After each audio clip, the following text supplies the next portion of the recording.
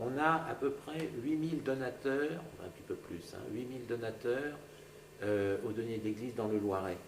Ça fait 4% des ménages,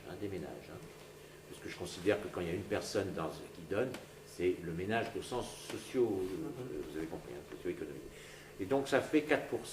Il se trouve que le pourcentage de pratiquants se situe, on ne sait jamais trop, mais enfin à peu près entre 5 et 10%,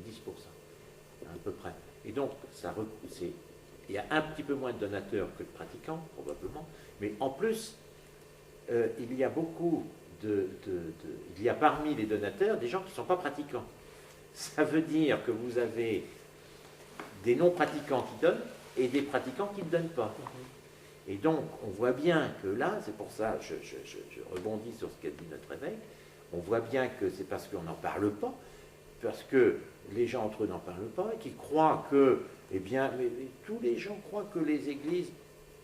nous appartiennent, tous les gens croient qu'on a des subventions d'État, enfin ce que vient de dire Monseigneur Dakar, tous les gens croient qu'on va avoir des subventions du Vatican,